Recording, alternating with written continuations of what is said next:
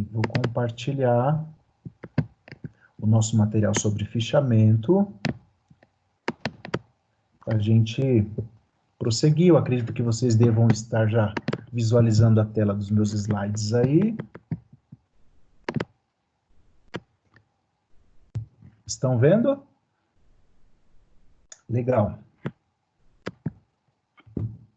Hoje a gente vai falar sobre ABNT, sobre leitura e fichamento, conceituação característica e tipos, tá bom? Só para nós recapitularmos, vocês lembram que nós falamos sobre pesquisa, sobre os tipos de pesquisa, e que nós falamos sobre 3 classificações para as pesquisas? Lembram disso? Falamos sobre isso na semana passada. E nós falamos que uma pesquisa, nós podemos realizá-la, e nós realizamos pesquisas todos os dias, talvez, o tempo todo, mas são pesquisas sem propósito, são pesquisas sem uma racionalidade, sem um sistema. Nós vamos ao Google e buscamos respostas para alguns questionamentos de problemas que nós encontramos no nosso dia a dia. Porém, sob o ponto de vista científico, nós entendemos, e a gente vai falar, que pesquisa é um processo racional, sistemático, organizado, e que tem o objetivo de criar ou construir conhecimento. Essa é a pesquisa sob o ponto de vista científico. Essa questão é muito importante, tá bom? O que é pesquisa? Diferente, vou repetir, das pesquisas que nós fazemos no Google, no nosso dia a dia, sem nenhum critério, sem nenhum tipo de objetivo. Fazemos pesquisas de forma bastante superficial para obtermos respostas para os problemas que nós temos no dia a dia. Quando nós falamos de pesquisa científica, nós estamos falando de um processo sistemático, organizado, metódico, que tem por objetivo a construção de conhecimento científico. Tudo bem? E só recapitulando, a pesquisa deve ser utilizada como um princípio de aprendizagem, pois ela permite a nós aprendermos fazendo. Ela permite que a gente se aprofunde, que a gente busque respostas para fenômenos, para circunstâncias e objetos que até em outro momento nós tínhamos somente respostas muito superficiais ou com base no senso comum ou com base naquilo que nós ouvíamos falar. Ela possibilita pensar sobre as coisas por meio da busca da solução dos problemas, constrói e transforma conhecimentos, ela leva à construção de uma visão mais crítica. Somente recapitulando a importância da pesquisa científica, a gente observa que, através da pesquisa científica, nós temos condições de obtermos respostas para os problemas que nos são apresentados em nossa vida, em nossa prática profissional, em nossa formação, enfim. Essa é a pesquisa sob o ponto de vista científico, tá bom? Tudo bem até aqui?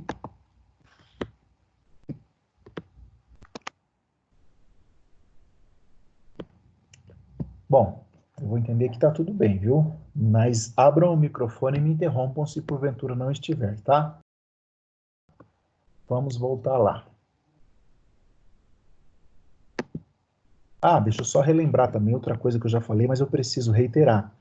Para quem não está participando dessas aulas, não haverá atribuição de falta, tá bom? Essas aulas aqui, à distância, é uma maneira que a instituição encontra e que nós encontramos para que o nosso desenvolvimento prossiga. Tudo bem? Mas é claro, aqueles que não querem, aqueles que não podem, não serão prejudicados, tá?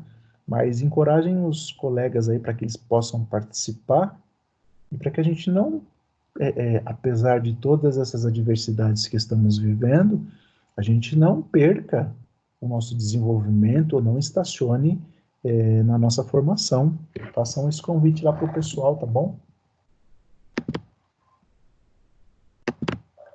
Deixa eu abrir aqui de novo minha tela. Legal. ABNT.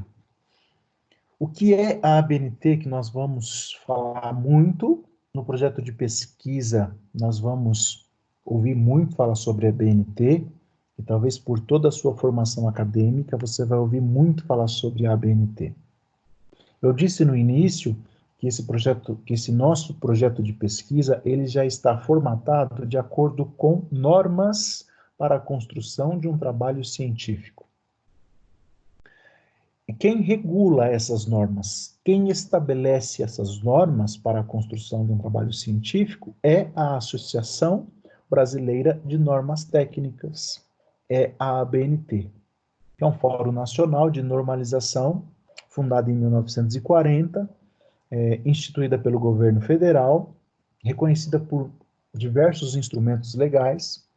Ela é a responsável pela publicação de normas que regulamentam documentos, que fornecem regras, diretrizes, características para a elaboração de um trabalho acadêmico, por exemplo, ou para uma prática profissional, ou para uma construção de um determinado objeto. A ABNT ela esclarece, determina e norteia quais são os parâmetros e as regras para a construção desse material. Você encontra outras associações pelo mundo. No Brasil, aqui nós seguimos a Associação Brasileira de Normas Técnicas. Talvez se você for fazer um curso de pós-graduação posteriormente numa universidade fora do Brasil, você vai encontrar outras associações, como a Vancouver, por exemplo, que apresentam normas para a construção de seus trabalhos, tá bom? Mas isso é só um comentário para que você saiba também desta informação.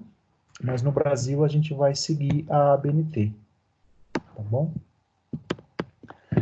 Você vai perceber que e é importante que você saiba disso, cada parte de um trabalho acadêmico, de um trabalho científico, ele possui um número que é o correspondente à norma ABNT para a sua elaboração.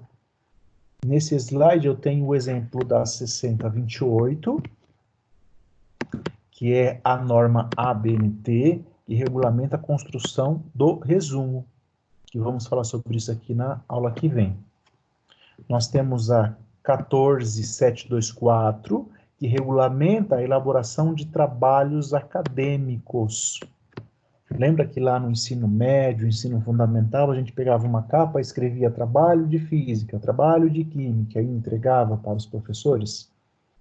No ensino superior e em todo o nosso prosseguimento acadêmico, a gente tem normas, princípios que regem a elaboração dos trabalhos.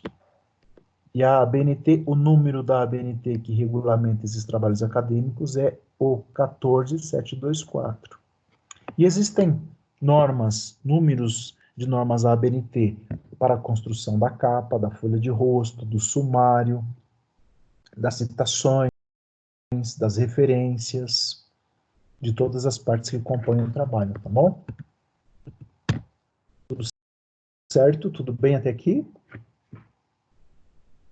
Então, vamos lá. Eu comentei com vocês, em aulas anteriores, sobre a leitura.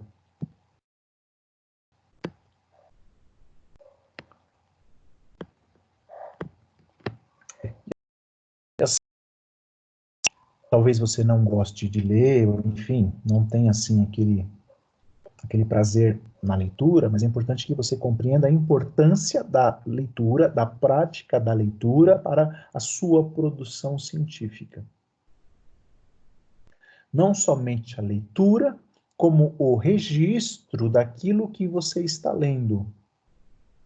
À medida que nós nos propomos a pesquisar algo, pesquisarmos um tema ou nos aprofundarmos num determinado tema, será necessário que você e eu façamos leituras de livros, de artigos, de materiais já publicados a respeito daquele tema que nós estamos desejando pesquisar. Porém, percebam que não é mais ou não deve ser uma leitura passiva, uma leitura descomprometida ou uma leitura sem envolvimento.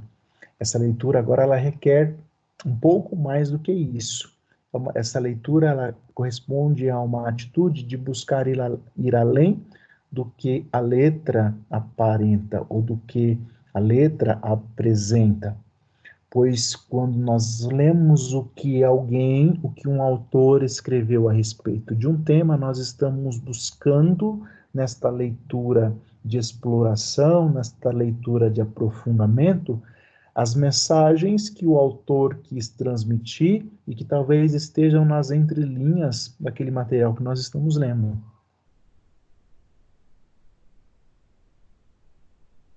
A leitura é a chave, porque vejam, mesmo aqueles acadêmicos que dizem não gostar de ler, e se você é um desses, não se preocupe, porque, como tudo, nós podemos desenvolver uma prática e alcançarmos o domínio dessa atividade que é a leitura. Fato é, e é importante que você não se esqueça, que ela é indispensável na vida de quem pretende estar inserido numa sociedade centrada na leitura e na escrita. Ler e interpretar os fatos cotidianos são aspectos relacionados e aqueles que dominam a leitura agirão com maior autonomia frente aos desafios do cotidiano. Veja, nós podemos ter opiniões, a gente tem falado sobre isso desde os nossos primeiros encontros, podemos ter opiniões sobre vários assuntos, sobre vários temas. Podemos até mesmo acreditar que a nossa opinião ela é muito verdadeira, ou que ela seja de fato a verdade. Mas nós só aprofundamos em determinados temas quando nós nos propomos a fazer leituras e registros a respeito daquele tema. Lá nos nossos primeiros encontros, eu conversei com vocês sobre o que seria conhecimento, falamos sobre os tipos de conhecimento, lembram disso? Conhecimento filosófico, conhecimento religioso, o conhecimento do tipo senso comum e o conhecimento científico. E nós podemos conhecer as circunstâncias, podemos conhecer os fenômenos, podemos conhecer determinados temas a partir do senso comum. Mas somente a leitura é a chave que nos proporciona um aprofundamento adequado e o aprofundamento a respeito do que trata-se determinado tema. Por isso a importância quando falamos de pesquisa, quando falamos de elaboração de projeto, quando falamos de trabalho acadêmico, quando falamos da sua formação profissional, quando falamos da sua prática no direito.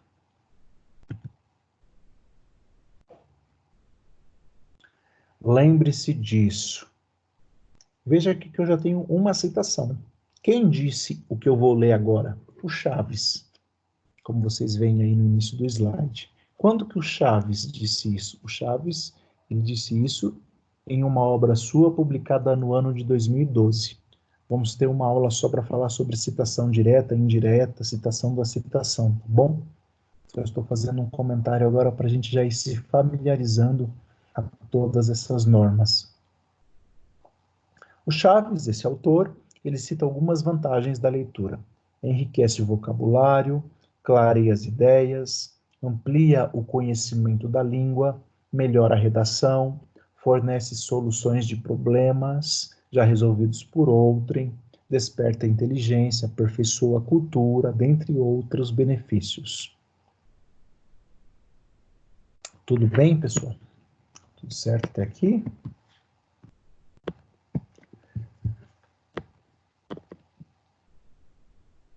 Vamos lá. Para nós refletirmos, né? O estudo, a pesquisa, talvez você possa achar que metodologia científica não é muito agradável, Mas veja, é a disciplina que vai nortear a nossa formação científica para a nossa prática profissional. Então, a leitura não é mais uma leitura passiva, uma leitura de passatempo. Os nossos estudos não é mais uma leitura que a gente faz de um texto que é compartilhado no WhatsApp, ou um texto que nós vemos no Facebook, e não buscamos resposta, não buscamos aprofundamento. O estudo que nós nos referimos, quando falamos de pesquisa, é um estudo que ele requer uma atitude de ir buscar além do que a letra aparenta. Buscando, como eu disse anteriormente, nas entrelinhas a mensagem que elucida, que mostra, que apresenta as mensagens e as intenções do autor. E para que a gente desenvolva essa capacidade de analisar e criticar um texto, é preciso que a gente desenvolva a leitura do tipo interpretativa.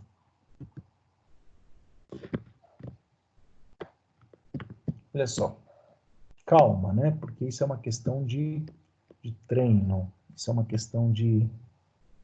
Vou sair aqui, só um segundo. Uma questão de prática, né?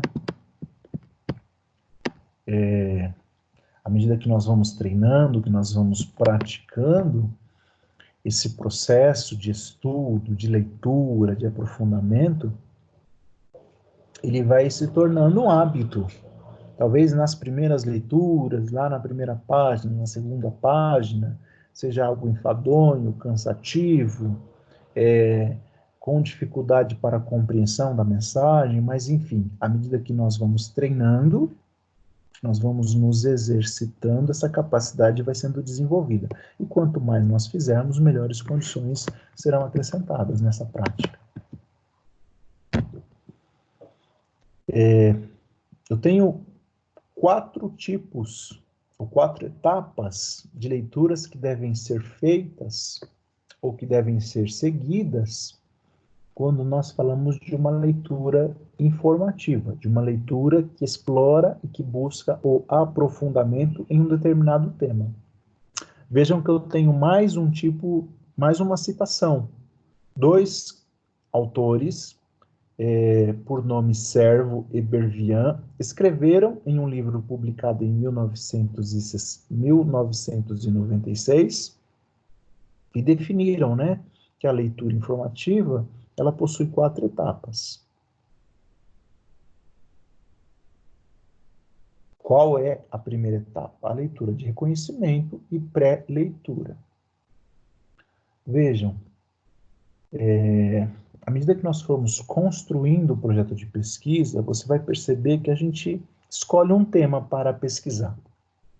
E esse é um dos primeiros passos, né? Você olha para um tema, você olha para uma situação e você resolve pesquisar sobre isso. Por exemplo, o meu tema pode ser violência doméstica. Legal, eu tenho esse tema. E agora, por onde eu começo? Essa leitura informativa, essa leitura exploratória, essa leitura que me fornece aprofundamento a respeito desse tema, e eu vou precisar desse tipo de leitura, ela vai iniciar por uma leitura de reconhecimento e uma pré-leitura, que é o levantamento de fontes bibliográficas que poderão ser aproveitadas. Eu vou à biblioteca e vou ali fazer uma leitura de reconhecimento nos autores, nos livros, nos textos que falam sobre violência doméstica. Eu vou numa plataforma de uma revista científica aqui na internet e vou buscar artigos científicos. Só estou buscando, por enquanto, uma leitura de reconhecimento. Artigos científicos que tratam ou que apresentam o tema violência doméstica. Na segunda etapa, eu vou partir já para a seleção. Então, a minha leitura agora, ela toma esse caráter seletivo.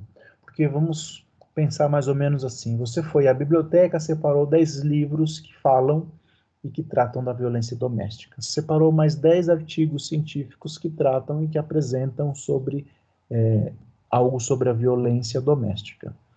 Agora você vai fazer uma leitura um pouco mais cuidadosa nesse material, ou em capítulos, alguns capítulos dos livros, algumas partes dos artigos, e você vai selecionar quais serão os artigos, quais serão os textos, quais serão os livros que vão fazer parte do seu projeto de pesquisa.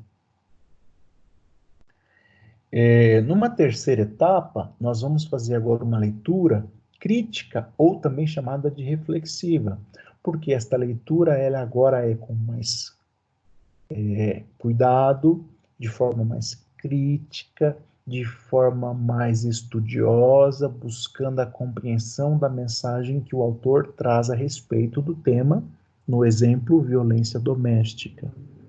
Então, eu vou pegar aquele artigo, agora eu vou sentar, eu vou gastar um pouco mais de tempo para eu ler quais são as mensagens que o autor apresenta sobre a violência doméstica naquele seu texto.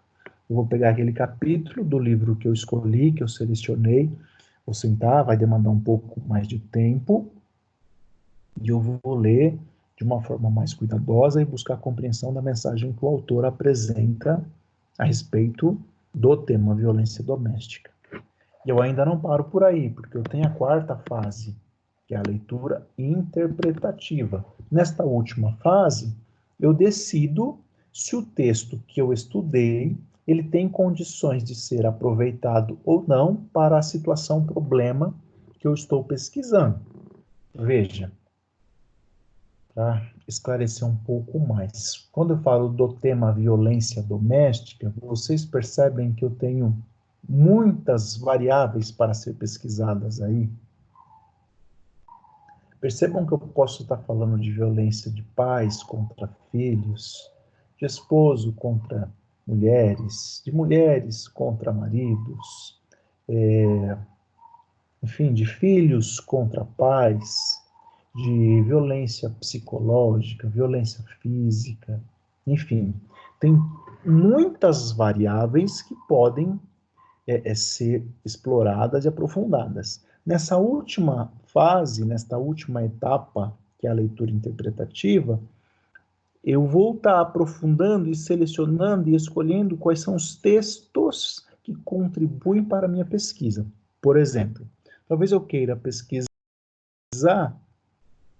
o problema que eu encontro no tema violência doméstica. Qual é o problema que eu tenho no tema violência doméstica?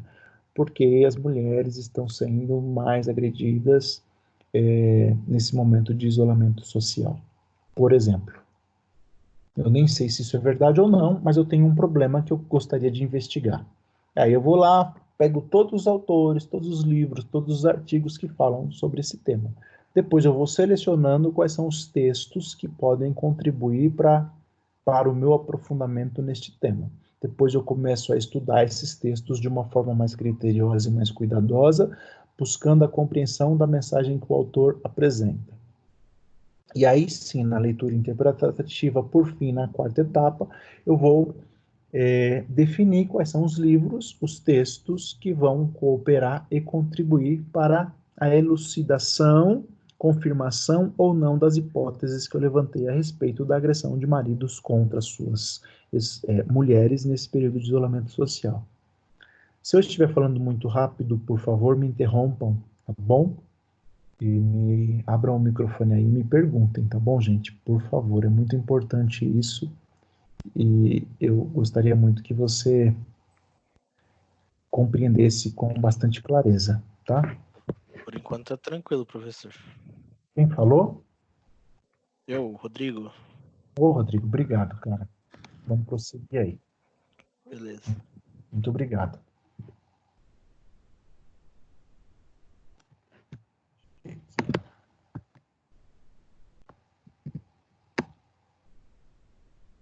Olha só.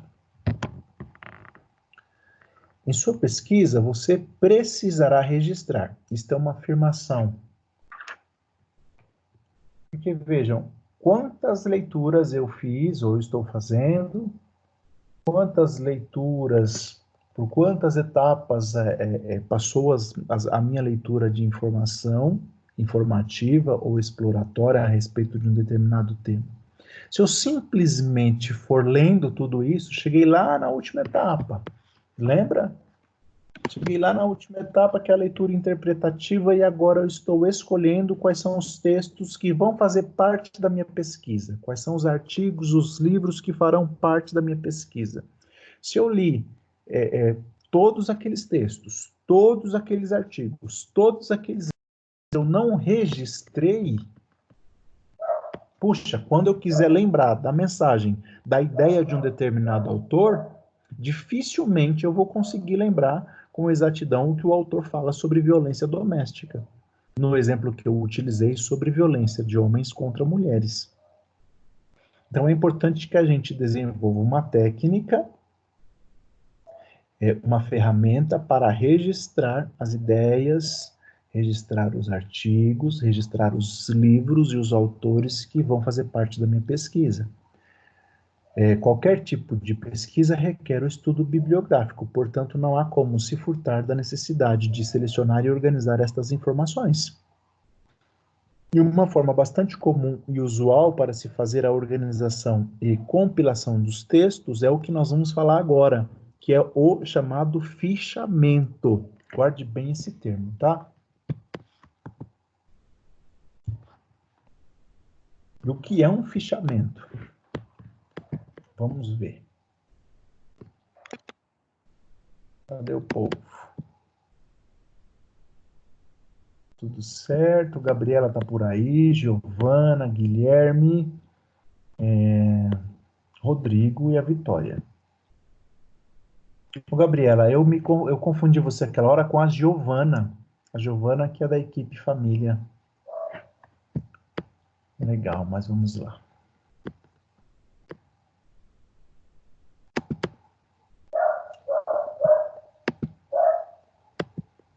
Vamos prosseguir aqui.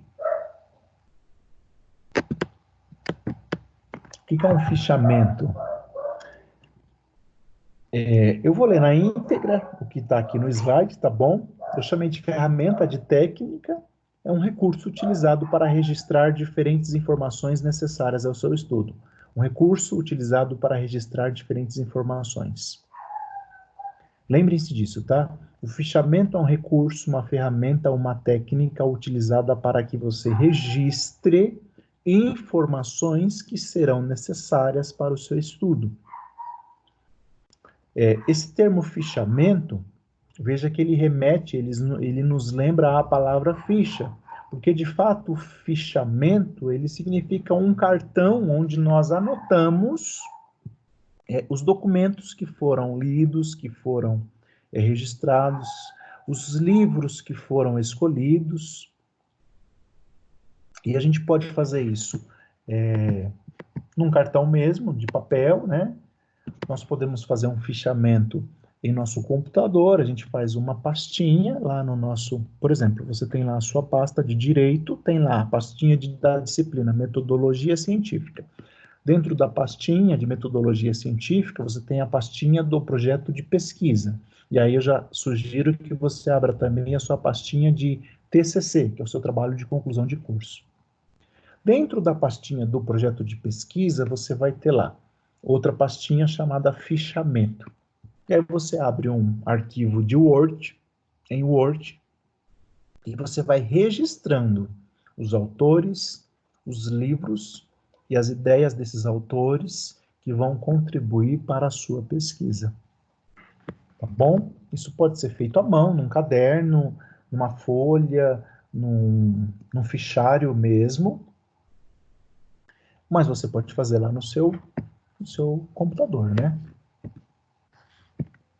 O fichamento, qual que é a importância dele? Ele te auxilia na organização de todas as informações que você está coletando. Vejam, senhoras e senhores, se nós formos pesquisar sobre violência doméstica, puxa vida, cada um de nós aqui vamos ter talvez muita coisa para falar a respeito desse tema. E talvez teremos poucas coisas para falar, de fato, com embasamento científico a respeito do tema.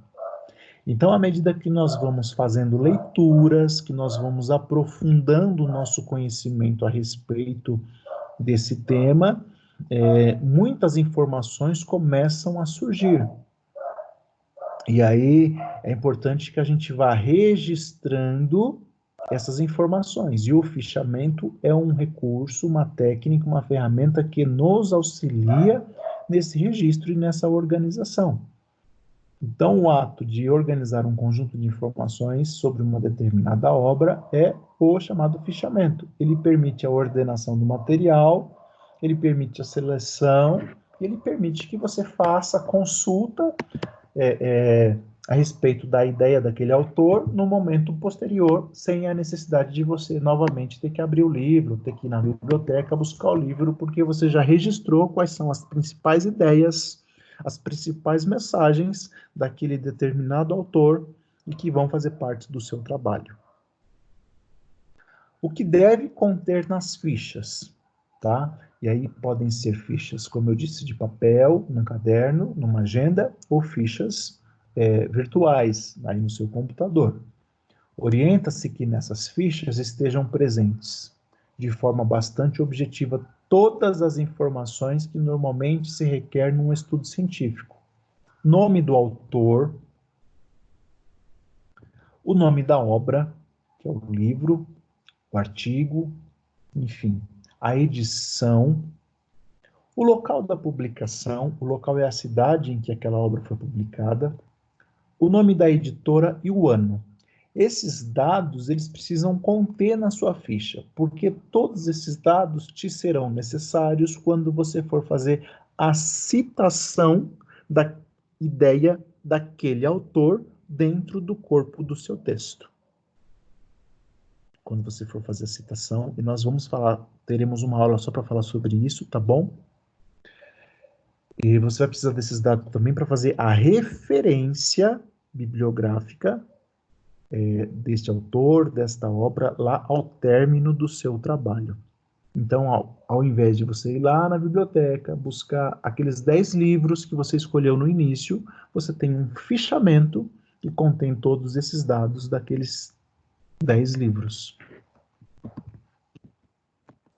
Professor, no caso, isso aí seria para marcar as fontes no trabalho, né?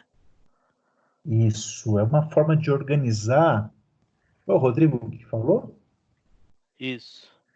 Então, Rodrigo, essa é uma forma de você organizar as ideias. Quer ver? Por exemplo, deixa eu voltar aqui, ó. Me acompanhe, por favor. Aqui.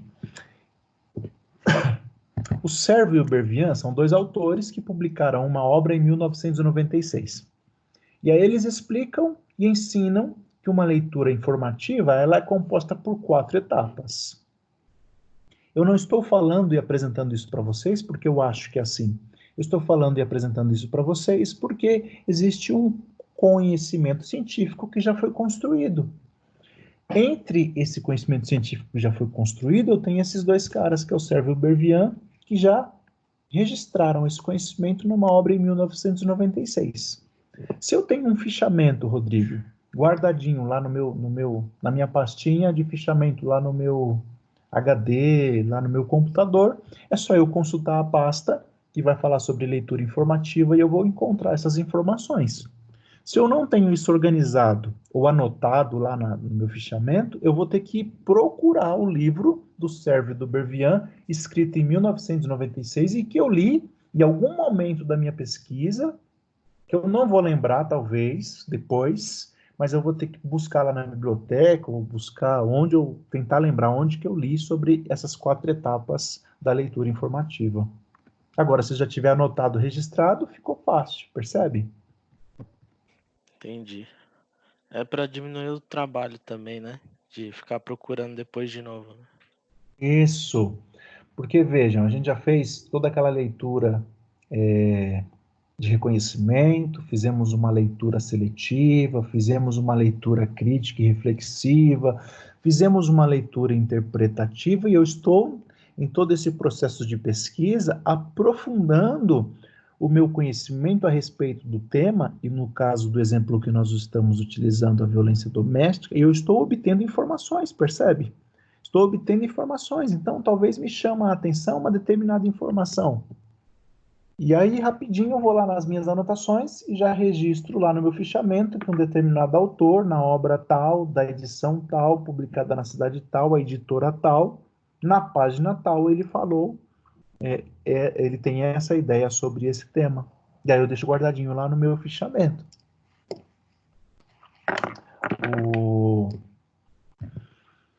Os tipos de fichamento, né? O conteúdo que constitui o corpo, ou o conteúdo das fichas, depende disso, tá bom? Essas fichas, ou esse fichamento, ele pode ser bibliográfico, da obra inteira ou parte dela. Você pode ter um fichamento, veja, um fichamento bibliográfico de uma obra inteira. Você lê um livro, você extrai ali as mensagens principais daquele autor dentro daquele livro. E daquela obra você faz um resumo ali de uma página. Aí você vai ter um fichamento daquela obra, uma anotação da ideia, um resumo do que o autor apresentou naquele livro, com todos aqueles dados, nome do autor, o ano, a editora, a cidade. E aí você tem um fichamento bibliográfico da obra inteira. Talvez você pegou uma obra que é composta por 15 capítulos. E nesses 15 capítulos, somente um capítulo fala do tema que você está pesquisando. Então você vai fazer o fichamento somente daquele capítulo que te interessa para a sua pesquisa. Outros tipos de fichamento são os de citações, de resumos, de esboço, de comentário ou analíticas. De citação, qual seja, você, nesse processo de pesquisa, nesse processo de aprofundamento a respeito de um determinado tema, você vai lendo, você escolhe 2 ou 3 autores ali e começa a ver as ideias deste autor A, confrontando com as ideias deste autor B, e vendo também as ideias desse autor C. E aí você vai fazendo fichamentos a respeito das citações, das ideias do A, das ideias do B, das ideias do C, e vai fazendo esses fichamentos para você guardar essas anotações. Tudo bem? Vamos lá. Tranquilo. Boa, Rodrigo. Aqui eu tenho um exemplo de uma ficha bibliográfica, olha só. Esse M logo acima é um modo de você organizar o material. Eu entendo que nesse fichamento, ou nessa pastinha, estarão todos os meus autores iniciados com a letra M. No caso aqui, a Marconi é o sobrenome da Marina. Marina de Andrade Marconi. Lacatus é o sobrenome da Eva. Eva Maria Lacatus. Qual livro que elas escreveram? Técnicas de pesquisa. Qual a edição desta obra? Esta obra está na 4ª edição. Em qual cidade esta obra foi publicada? Na cidade de São Paulo. Qual foi a editora? Editora Atlas. Em qual ano? 1999. Daí eu posso ter toda a obra abaixo desses dados, um resumo de toda a obra. Eu posso ter um capítulo desta obra. Veja, técnicas de pesquisa, nesse exemplo aqui é o tema. Mas dentro de técnicas de pesquisa, eu posso querer pesquisar sobre citações, sobre pesquisas acadêmicas, pesquisas no ensino médio, enfim. E eu vou colocar aqui somente as partes desta obra que me interessam para a minha pesquisa.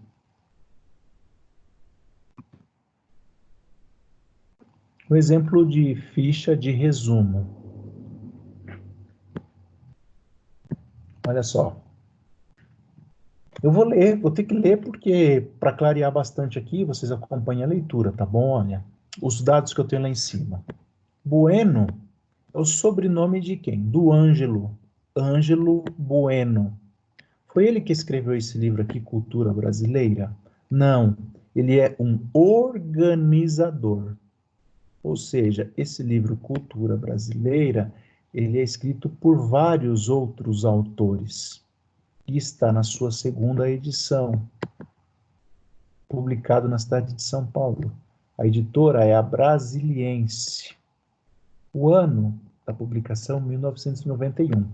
E aí eu tenho anotado aqui que lá na página 112 do livro Cultura Brasileira tem a seguinte ideia, que eu fiz um pequeno resumo com as minhas próprias palavras. Estudo da identidade nacional está profundamente ligado à reinterpretação da cultura popular brasileira, que por sua vez está relacionada a grupos sociais, à própria construção do Estado brasileiro. Baseia-se no fato da ausência de uma identidade autêntica, na existência de uma pluralidade e identidades culturais construída por diferentes grupos sociais em diferentes momentos históricos. E aí eu faço aqui com as minhas próprias palavras também esse resumo, olha só. Os autores abordam a cultura brasileira da identidade nacional, assunto que, segundo eles, tem sua origem no Brasil antigo e permanece até os dias de hoje. Os elementos são mencionados como raça e meio e são fundamentos do conhecimento intelectual do povo brasileiro, imprescindíveis para a construção e preservação da identidade cultural. Esse é um exemplo de uma ficha de resumo. Você lá nas suas leituras de reconhecimento, na leitura seletiva, na leitura crítica e na leitura interpretativa, você escolheu esse livro Cultura Brasileira, depois você encontrou lá na página 112 essa ideia que vai te ajudar na sua pesquisa. Então você guarda esse fichamento.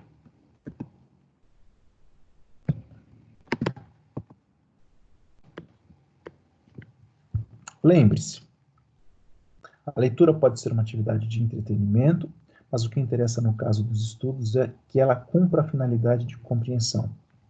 Nesse caso, o leitor, você, eu, nós que estamos construindo pesquisa, não temos um papel passivo, mas nós interagimos com o texto, e isso requer esforço.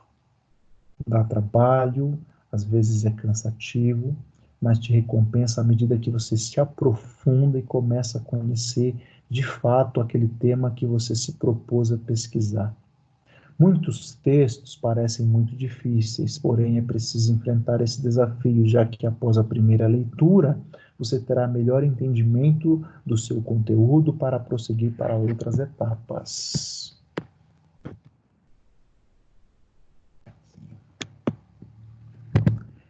Isso aí. Bom, sobre fichamento, pessoal, é isso aí. O que é importante nós lembrarmos? Tudo bem, gente? Até aqui, alguém quer fazer alguma pergunta? Eu só queria tirar uma dúvida sobre o esquema da ABNT. Se tem uma Claro, atualização, eu consigo ver aonde que atualizou a forma de formatar o trabalho. perfeito. Ótima pergunta, Rodrigo. Assim, existe o site da ABNT e nós podemos construir ou consultar essas normas no próprio site da ABNT. Eu compartilhei lá no AVA o link do site e compartilhei também um material lá falando da história da normalização no Brasil, da história da Associação Brasileira de Normas Técnicas. Mas quando nós vamos construir um trabalho acadêmico, um trabalho científico, Rodrigo, é comum e é normal que você tenha um professor te acompanhando, te orientando. Então é assim, você ou o professor que está te orientando, ele vai estar ciente ou ele vai estar buscando a atualização destas normas. Entendi. Então a gente sempre consegue fazer ele no formato sempre mais atualizado possível, né? Isso sempre, a gente sempre consegue fazê-lo no formato mais atualizado possível.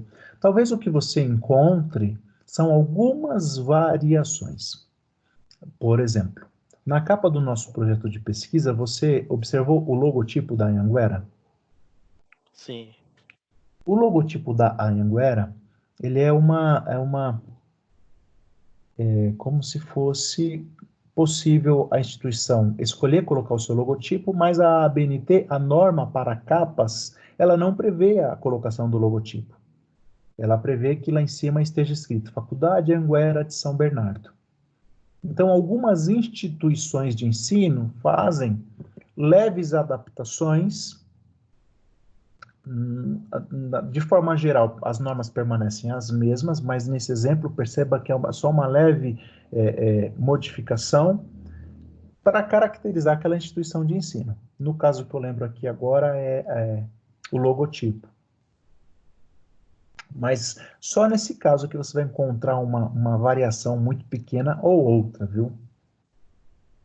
Entendi. Ah, mas no caso, por exemplo, vai fazer o TCC e a pessoa esquece de colocar o logo lá, pode perder ponto ou não?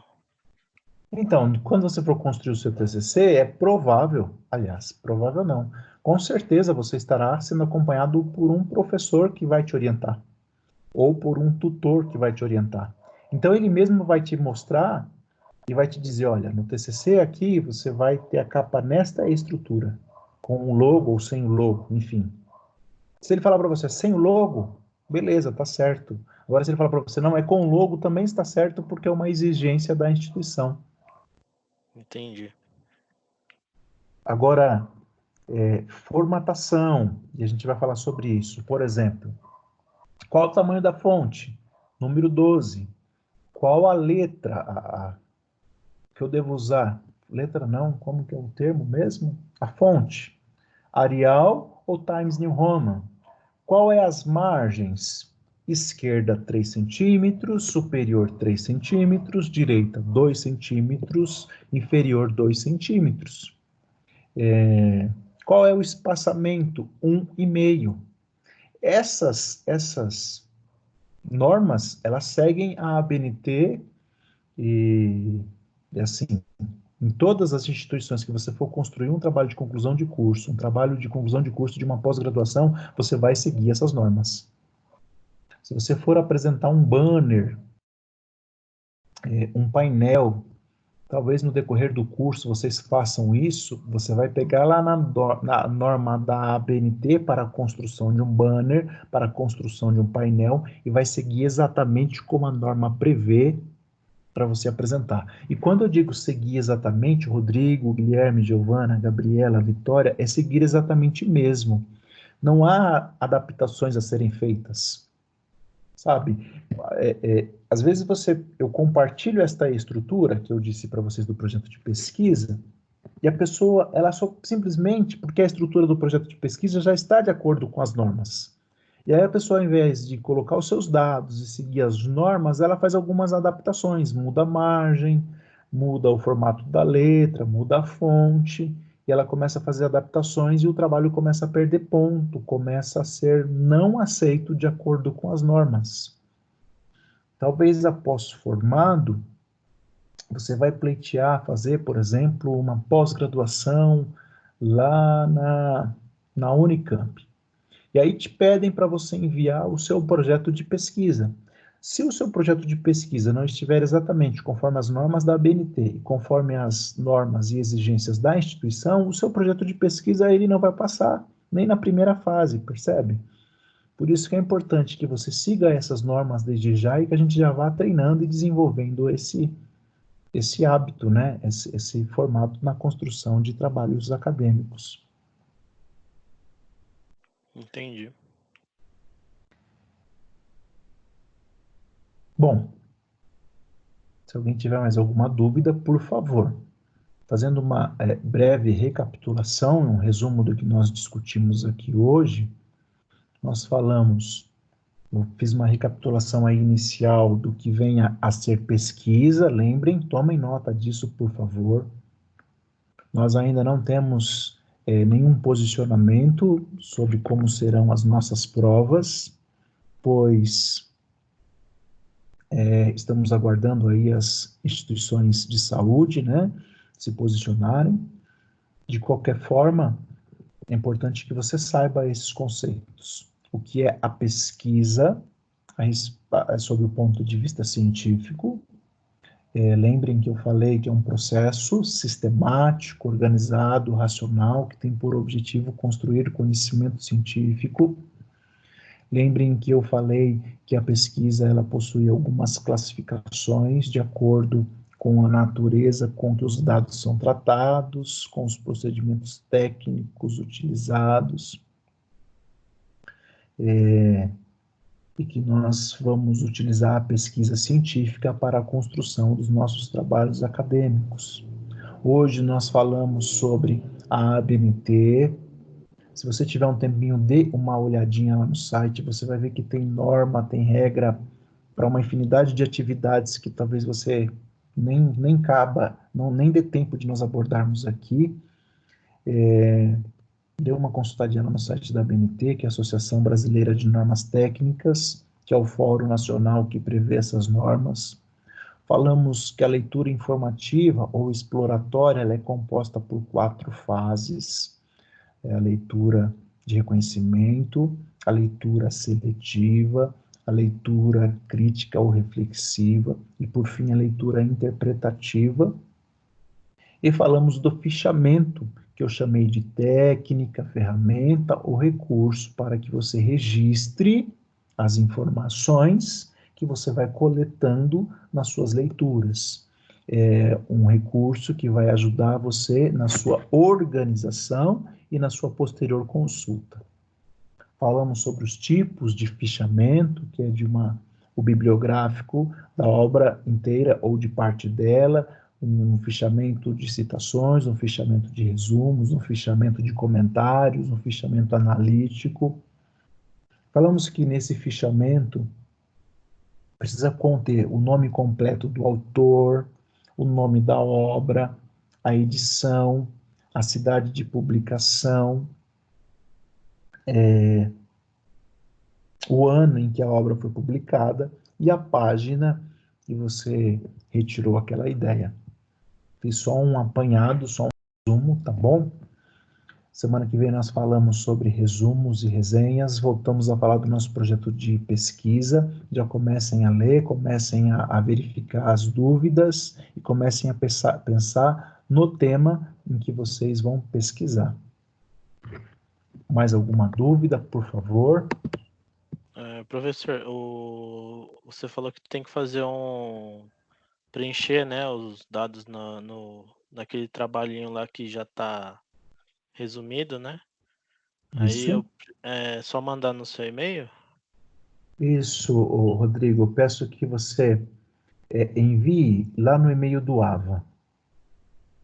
Ah, no e-mail do Ava? Isso, por favor. Se houver alguma dificuldade, alguma impossibilidade, me avise, tá bom? Mas olha só, importante também a gente lembrar que ele possui 10 páginas. Nós não vamos fazer ele inteiro agora, nesse momento. Para o dia 9 de abril, que é a semana que vem, você vai fazer 3 partes desse projeto de pesquisa, que é a capa, a folha de rosto e o tema. Bem tranquilo. Então não precisa separar, não precisa tirar lá daquela estrutura a capa, a folha de rosto e o tema. Preencham só essas 3 partes e me envie. Você vai baixar lá o projeto inteiro. Vai preencher essas 3 partes e vai salvar a sua cópia e vai me enviar. Eu faço comentários, as anotações, as avaliações e te devolvo. Você vai salvar e vai continuar preenchendo as outras partes para as outras etapas. Entendi. Tudo bem, então. Tá bom, Rodrigo? Tudo E, bem. e por favor, encoraje os demais aí com vídeos para participar das nossas aulas às quartas-feiras, às 19 horas. Como eu disse, né? Participa quem quer. Eu não tô, nós não estamos atribuindo faltas para quem não participa, mas assim, é para o desenvolvimento de cada um, né? Para que você possa aí passar 1 horinha, 1 hora e meia, 2 horas ali discutindo sobre algo que vai contribuir muito para a sua formação acadêmica, né? Chame e convide o pessoal lá, por favor. Tranquilo.